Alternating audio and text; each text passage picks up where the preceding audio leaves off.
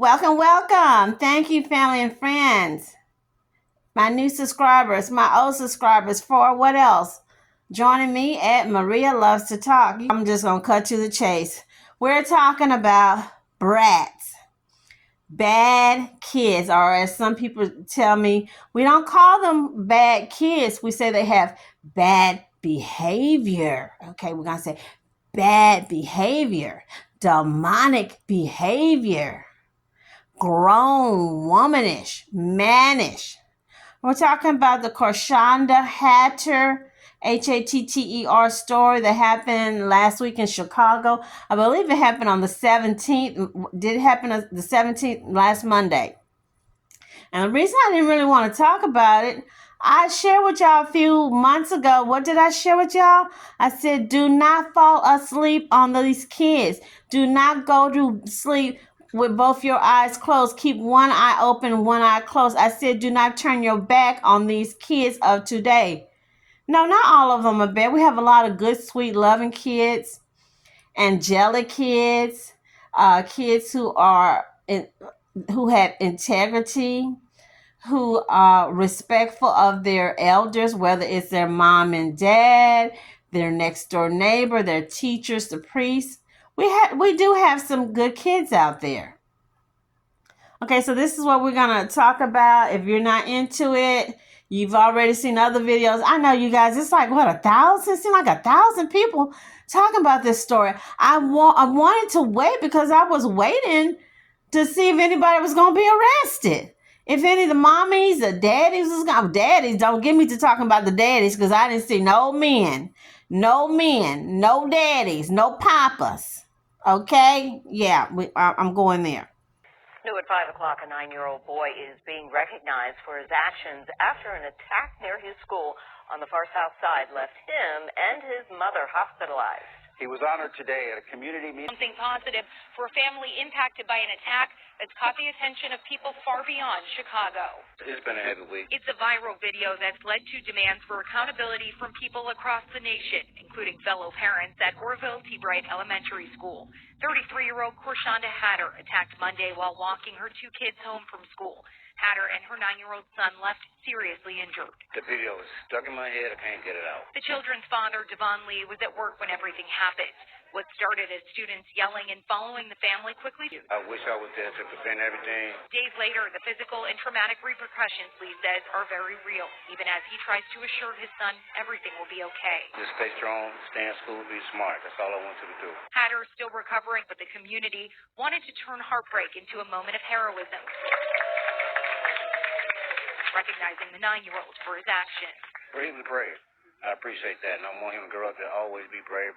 Protect your sister and your mom at all times, even though I'm not around or not. The Super Kid Hero Award presented to the boys Saturday. Community members and local leaders, including 10th Ward Alderman Peter Chico, there to show the support isn't going anywhere. Well, when I saw the videos, I was just shocked and mortified what I saw. And then to learn it was in my ward was definitely a difficult pill for me to swallow. Community leaders say they're working to ensure restorative justice comes from this for all involved. Despite promises from the mayor's office to hold the students involved accountable, it's not clear what disciplinary or legal action the kids could face or are already facing. The family says they sounded the alarm on bullying at the school for about 2 years before it hit this point. Well, I think the parents should be held accountable for even trying to hit an adult. You know, you have no right to touch a grown woman that's old enough to be your mother, you know, and she's sick. So, I don't know. The Chicago Teachers Union also backing the family, saying it held a meeting earlier this week at the school. It's hard. I cried every night. Every day. I woke up this morning crying. I just want justice. That's it. That's the main thing. Justice for all the other victims, too. So nobody needs to be bullied. It's an outrage, and I just feel like we got to do better as parents, maybe community to step up. Justice still needs to be done. Something needs to be done to the kids that jumped on them. You know, some type of justice. Some parents at the school didn't want to be on camera, but affirm a group of young people have been bullying the boy and others. That's disgusting. I don't got no words for it. My heart's hurting for her. Okay, so I want to just start with this. These parents, guardians, They're just not responsible, not accountable. And there's a possibility, you guys, that some of these parents are really scared of their creations. They're scared of these little banjies, these little Chucky rugrats that they created, or their mom or not mom, their sister or brother left them in charge of. Maybe the brother, the sister, maybe they unexpectedly passed. Maybe they might be in jail or prison. Maybe they have some kind of health condition. So tell you, I thought I had seen it all. You know, we thought we had really seen it all at this time. You know, 2025 is almost close to Christmas. We went through COVID. We saw a lot of mess, junk, bull crap. But no, I have never seen anything like this before, you guys. Side note. What's my side note? I'm going to just keep it real like I always do. We are the last group of people who should be bullying, attacking, belittling, making fun, and mocking people. That's right, I said it. We, you know who I'm talking about, we. The Nestle Quick, Nestle Crunch, Hershey Bar, Mr. Good Bar, Miss Good Bar. Yeah, I went there. It was just a couple of years ago, wasn't it, when our family members, our ancestors, our leaders fought and marched and protest against segregation so black kids can go to school, have an equal education as white kids. I just posted pictures a few months ago showing these ladies, grown women, attacking young black girls trying to go to school, spitting on them, throwing things at them. The little white kids in the classroom throwing stuff at the little black kids, making fun, getting in their faces, making monkey signs, making monkey noises. People homes got messed up. People homes got damaged. People cars got vandalized.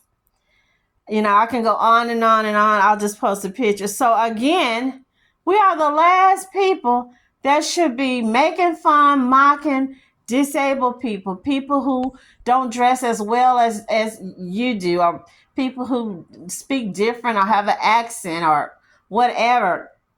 But it goes back to what? Home training. What is the old saying? The fruit doesn't fall far from the tree. And that's true. 100% true. This is going to be way out of control, happening too much in our community. And not just in black communities. I've seen where we see it all the time, right?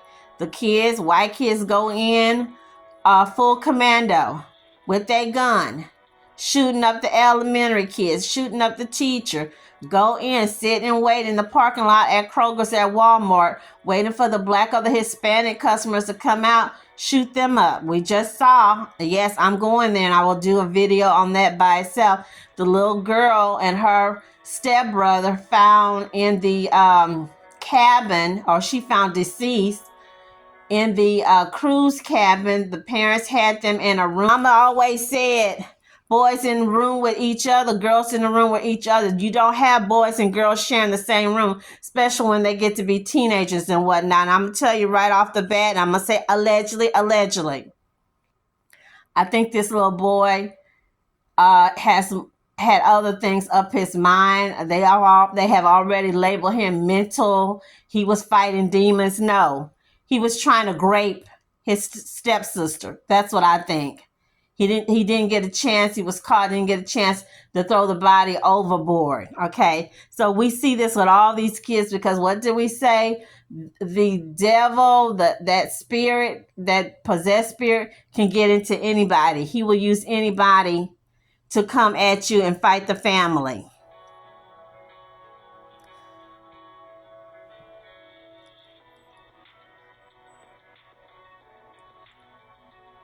I want to know why the police, neighbors didn't do anything. Why anybody didn't get involved.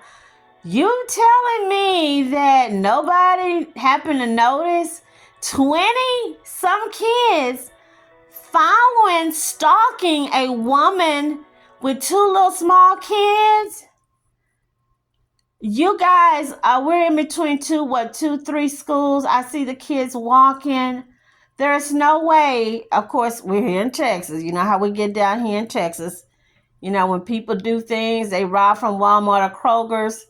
The police have helped with so many bystanders helping the police to capture the bad guy. A woman get in a fight, or a husband or somebody jumping a woman. We've got several men will jump in and help. I don't understand why no one jumped in to help this lady. Let's just assume that someone would have pulled up and started hitting these kids, or pull out their weapon, or pulled out some bear spray or mace. The first thing would have happened, the parents would have been, you did this to my baby. You didn't have to do this. You Chicago, we are learning a group of kids who attacked a Chicago mother and her 9-year-old son have been terrorizing another family. Our Charnay Gray reports that mob was caught on video in both instances. Carolyn Sanford says the same group of kids who attacked Hatter and her son brutally attacked her adult son this past summer, leaving him unconscious on the ground for half an hour. She says they picked on him because her son has autism and is an easy target. Ain't gonna last hard remembering. For 21-year-old Sean Brown, this attack left him with a fuzzy memory, PTSD. I couldn't get up for a little minute. My head was hurt. You can see in this video, he's running from a group of kids. The incident happened near the Trumbull Park Homes, a Chicago housing authority complex. Brown says he was leaving the grocery store when he made eye contact with a group of kids and started running when he was just steps away from his home. You can see Brown is holding a grocery bag, trying to reason with the kids. Then things escalate. We stopped the video before the kids pulled him off of the grass and into the street. At first, I didn't want to put my hands on the kid. He's a kid. Like, come on now. I'm grown, and I put my hand on the kid. Like, I might be slow, but I got common sense. If this video looks eerily similar to what was captured earlier this week, it's not a coincidence. A group of kids attacked Corshawnda Hatter and her 9-year-old son. Our analysis shows the 2 videos were shot by the same child. They picked with him because they knew he was scared. Carolyn Sanford says that boy sent the video to her, taunting her. It was all a part, she says, of her family being bullied by the group for months. In one of those incidents, a boy in the video slapped her 10-year-old daughter, Brown's younger sister, at Orville T. Bright Elementary School. The same school several parents demonstrated this past week, calling for an end to bullying. My daughter didn't want to go to school. These kids never want to stay home. That girl wants to stay home more than anybody. Even at home, the same group of kids broke her window and kicked in her door last May. And the ringleaders is crazy because they stay above me. I'm do if I don't, I'm damn if I do. I mean, it ain't no winner here. Both moms say they have brought complaints to the school with no results. Sanford says she's upset because she warned the school about the kids for months, and she says nothing was done. Why y'all haven't done nothing a long time ago for this? Again, this been going on. This ain't just started here, and it's not going to end here. She contacted us after seeing the viral video. We reached out to CPS.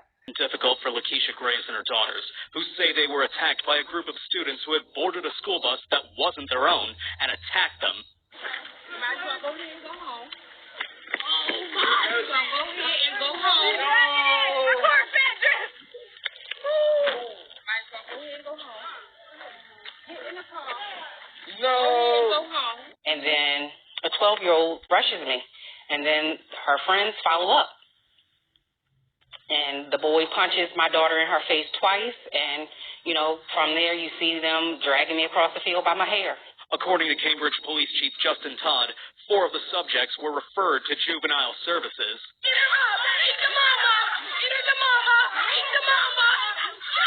We've seen juveniles escalate from assaults to vehicle theft, to robberies, and homicides.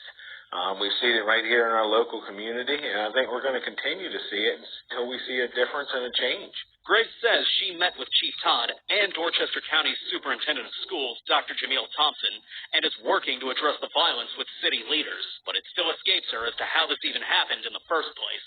I was flabbergasted that children would even approach an adult, let alone assault them. I was not expecting that in any way, shape, or form. Lakesha says she hopes action is taken, whether it's with the city of Cambridge, Dorchester County, or the school system to prevent what happened to her and her daughter. And she's hoping action is taken soon before it ultimately costs someone their life. In Cambridge, Brian Roche, WMDT, because local matters. Yeah, and Grace says that she's pulled her daughters out of school in response to that attack. People just mad. People are really mad. It's a lot of people like they want to, get these kids and get a paddle and just start whipping the little booties.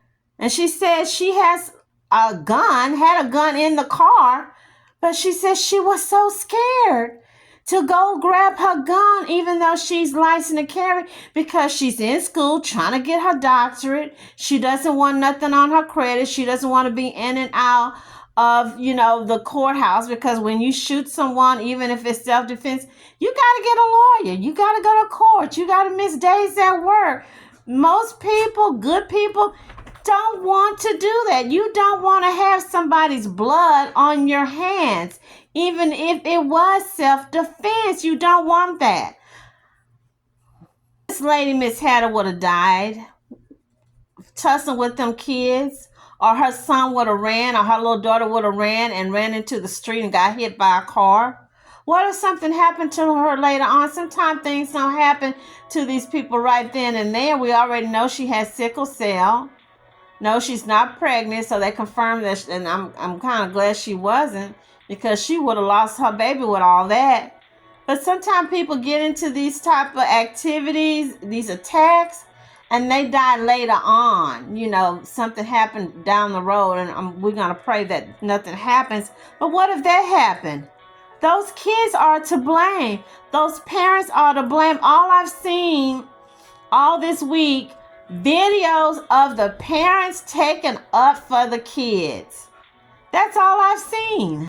I need somebody to tell me why that lady GoFundMe is $40,146. Remember Shiloh Hendricks, the racist lady in Minneapolis or Minnesota, wherever it happened? She was chasing a little Somali autistic boy in the park, and a man started videotaping it. She got $700,000 for being a racist child hater. Then there was another lady, another white lady, the one where her husband deleted the 3 little girls. He was supposed to have the kids. I think, what's his name? Travis Decker.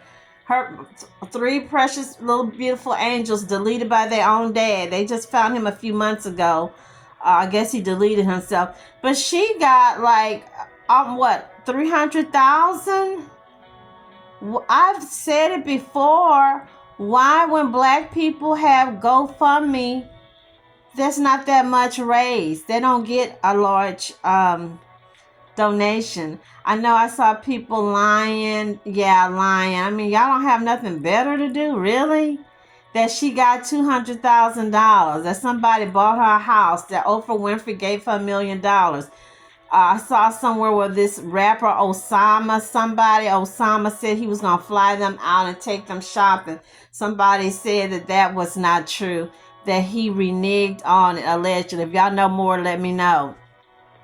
People stealing her, not her name, but her account, making fake accounts, trying to get money. I'm going to need, I don't know the football team's name in Chicago, but whoever y'all football team, y'all basketball team, those guys, especially those black guys who was raised on the south side of Chicago by single mom, or even if you had a dad in a home, but he had to work 2 and 3 jobs, and you hardly ever saw him because he was so busy working. Y'all need to put something on that lady's GoFundMe, okay? All you people, I think all of us have been bullied, right? We have all been bullied. Hey, I'm fixing a shout out to one of my bullies back in the day when I was in school. Hey, Pauline. Yeah, guys. Yeah. So this girl here, I'm going off the subject. Yes. I think it was her. It was she and her sister. They were twins from Shreveport, Louisiana. Their daddy was a pastor. I don't know if he was a real pastor. To me, a real pastor is a person who has an actual church, but he was supposed to be a preacher. And I don't know why preacher kids are so demonic and evil and bad, and their daughters, most of the time when these preachers have daughters, they'd be so homongish. Yeah, I went there. But these girls made my life miserable throughout elementary. Really, I was living the life of Charlie because it was just me. I think I was like the only black kid for a couple of classes until they showed up. And I was really glad, to see another black person. And they caused so much hell, you guys, all the way through junior high. One of my friends, her name is Josefina, a Hispanic young lady. They were Jehovah's Witness or sanctified. They wore long dresses. So this girl and her sister, her twin, and her name was also Paul something. I don't remember what the other girl name was. Paul something.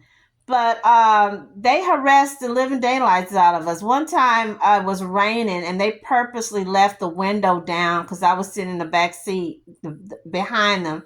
My hair got soaking wet. Yeah, you guys. Josefina was trying to save a seat for us up front, and when I got on the bus, she was crying. She said they had pushed her off the seat and took the seat for themselves. So we all had bullies, and when I saw this, it kind of like reopened wounds. It brought me all the way back to that time when these two people made not just me, with some other people too, they mess with just terrible demonic people who supposedly were kids of a preacher. I don't understand it, you guys, but I need y'all to support. We need to support each other, because if we don't, who will? Okay, if we don't, who will? I don't think all of South Side of Chicago is full of bad kids. I just don't want to believe that. But I've been reading the comments, you guys. I've been reading. They know people who live there and how bad the children, and they're just a victim of their society, and they need to be saved. Now, I don't agree with some of this stuff I saw. We're gonna go over it right quick. Parliament 14, August the 2nd, 2025. He was attacked in the cafeteria. Part of his skull was removed. Kilgore, Texas. He just made a joke about something. Now, what I found interesting, they didn't mention or show the other kid's face or mention if the parents is suing them. I assume this other child is white. I'm just going to keep it like it is. Keep it real. Then a few months ago, we had the 5-year-old little black girl. Mama dropped her off to be babysat by a family friend. She ended up being attacked and molested by a group of kids. Some of them was in her age group. And then there's a home invasion. This kind of reminds me of these kids. I saw this on somebody's page. They were talking about it. Miami, NBC6, Miami, man had to shoot a home invasion. 4 guys break into this man's home. But what's the killing thing about it? I shouldn't say the killing thing. They interviewed the deceased guy, the guy that was robbing the homeowner. And the homeowner's a young black guy. You can tell, he didn't want to show his face, but you can tell by his voice. And you can see how he's shaken up. So the woman, Miss Lashundia Jackson, she's the mom of the guy that was killed by the homeowner, Lashundia Jackson. She said, well, hey, he overreacted. They just overreacted. He didn't have to shoot my son. He didn't have to kill my son. Why didn't they just call the police? That's what, y'all, that's what these kids look like to me. If they're not stopped and if they're not saved, if we don't save them, if that community don't save them, I see all these little kids growing into teenagers, early young adults, just being wiped away, you guys. Just wiped away. And I don't mean it in a good way. A year ago, man beat up on the Dallas bus. Asked some teens to lower their music. Really, a show here, a white dude beat up by some teens. I don't know if they were all black or what, but they beat him up real bad. I think they deleted him. And then in Maryland, kids beat up a woman. This woman had gave her seat up to another woman, trying to help her out. And next thing she know, they're attacking her, trying to pull her clothes off, and they completely pushed her off the freaking bus. Off the freaking bus. Then I saw last year, Jonathan Lewis, young white boy, teenage child, 17, Las Vegas, trying to defend his little friend, a little black guy he was trying to help out. He was getting jumped. 4 guys jumped him and beat the living daylights out of him, put him in a coma, and he ended up dying. Sleep on the teenagers. Don't close your eyes on the teenagers. Don't turn your back on the teenagers. Okay, let's get to this little meathead girl. I saw the lady. It was 3 women interviewing the child. I guess that's the one that pulled that woman wig off. When I was a kid, you guys, even I don't even want to go back to when my mama was a kid, because she would tell us stories. You did not talk back. I don't care if okay, obviously I'm black, but let's say a white lady or a Mexican lady or a Chinese lady came up to me and said, "Hey, little Marie, you too loud. You need to lower your voice here in the library." I didn't ask any questions. I did it. Or they come up to me and say, "Hey, Marie, you need to pick up this trash you and your friends left, or your friends left all these little bags of Fritos." I didn't talk back. I picked it up and threw it in the trash can. You did not talk back. You did not put your hands on your hips. You did not pout. You did not roll your eyes. You did not mumble something under your breath. These parents are letting these kids get too comfortable. They letting these kids just do whatever. And when the police is called, the first thing they howl and crying, "Well, the police beat up my kid. The police was too hard on my kid. The police was too rough on my kids." Well, why didn't you call me and tell me what my child was doing? Why did you call the police on my kid?